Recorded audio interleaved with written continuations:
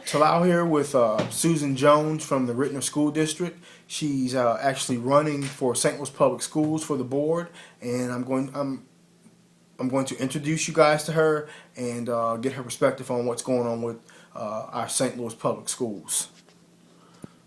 Susan, how are you? I'm wonderful today, thank you. All right, so Thank you. first of all, I'd like to say thank you so much for coming by and giving me the opportunity to ask you a few questions about your campaign and St. Louis Public Schools. No problem. Thank you for the time. So if you could you introduce yourself?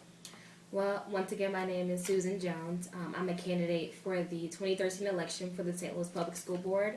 There are currently 6 people that are running, and there are 3 open seats.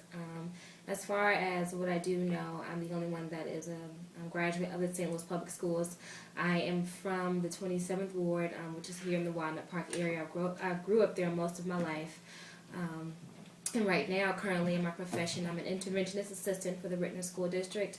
And then I'm also working on my second master's at Webster University. I see.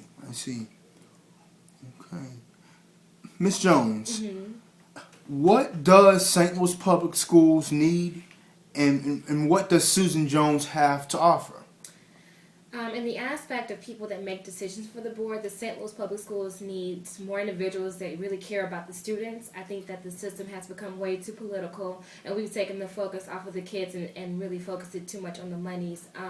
We need more smaller classrooms for the students. We need classrooms that are conducive for learning for the students and also the teachers, so that they can also get the information across to the students. And we also need an atmosphere in general that the public feels comfortable in not only volunteering for, but that they feel welcome to presenting any ideas or helping with at any time. I see. And did you elaborate on what it is you specifically What had? I feel like I bring is the fact that I was a student in the St. Louis Public Schools within the last 10 years. I think that we need not only more younger representation, but I don't think that anything speaks better than experience. And I think the fact that I've been that student in the classroom to see what it is the students needed, what it is we probably didn't need, why those students succeeded, why they did not succeed, as well as being a teacher at this point for the for the Rittner School District. I get to see what it's like to be a teacher versus teaching a student, and what it is that they need in the classroom for their students. I see. So that experience, plus being a student, I've had a chance to see both sides, and I think that we need that intellect, we need that perspective on the board in order to be effective in our St. Louis Public Schools. I see. Explain how St. Louis Public Schools work, the board, the hierarchy, and the difference between elected officials versus appointed officials. So currently for the St. Louis Public Schools, there is an SAB, which is the appointed board, which is by the mayor. The mayor has 3 individuals that he has appointed to make the decisions for the St. Louis Public Schools, the monies towards the infrastructure, who is fired, who is hired for the schools, as well as what schools are open and what schools are closed.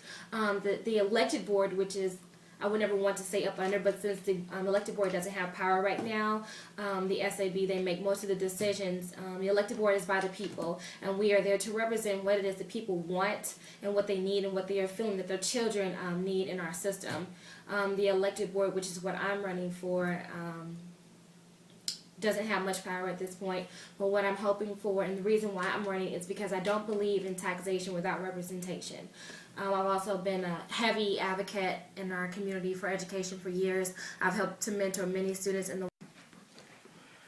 Okay, Susan, so we have an elected board and then we have the appointed board. Right. Okay, so exactly what is the difference between the 2 boards? Why does one have power and the other doesn't? And how did all this happen? So, at one point, the St. Louis elected board, they had all the power to make the decisions for the infrastructures that were built for the schools in the St. Louis area, as well as what resources the teachers needed for the classrooms, who was hired, who was fired in the St. Louis public schools. Now, the SAB was brought on because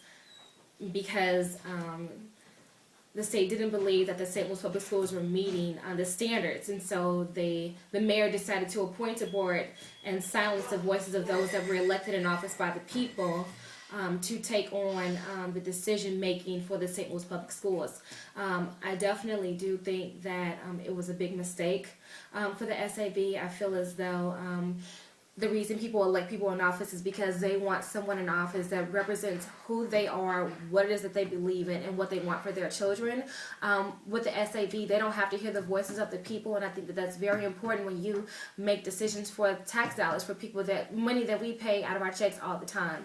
The SAB, I'm hoping that the power gets returned back to the board, and I hope to see that it dissolves. I definitely know that that will be a process due to the fact that the SAB has contracts that they have signed with different entities within the St. Louis area and even outside of the St. Louis area. But I think that it will be a good idea for the elected board to get power back so that we can give the power back to the people and begin to make St. Louis public schools the number one choice in the St. Louis area.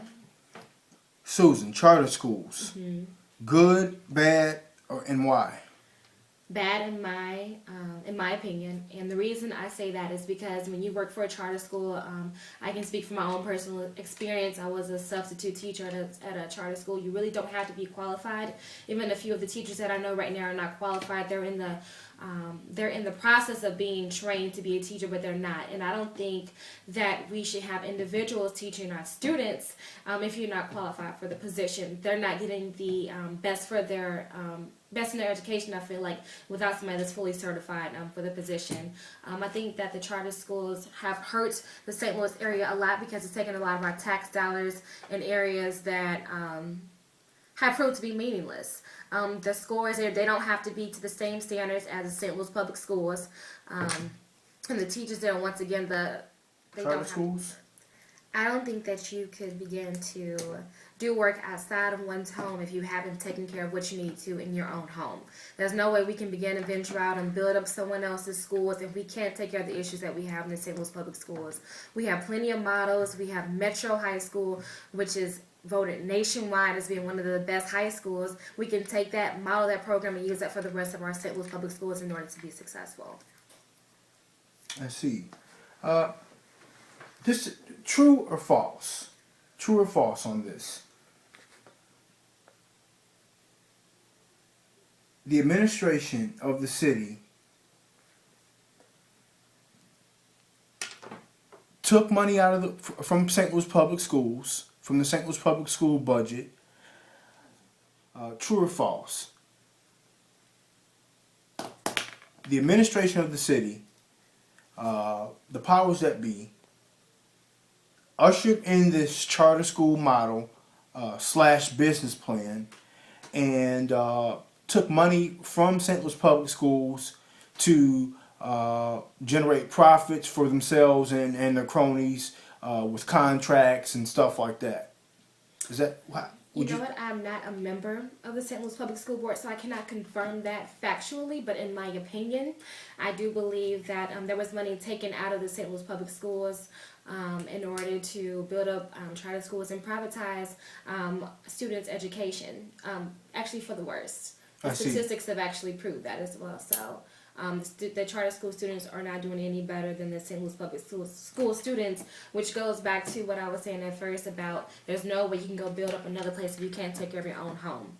So we need to work on the St. Louis Public Schools, keep our resources there, stop doing outside contracts, and make sure that we make St. Louis Public Schools number one for the people in the city. I see. It's only going to help us to become much more of a stronger community, because we all know that the schools are the anchors for our community. It's going to make people in the city want to send their students to a city school and not bust them out to the county, which we are heavily taxed for as well. So it's only going to be for the greater benefit that we continue to put more work and work harder in our St. Louis Public Schools. Great.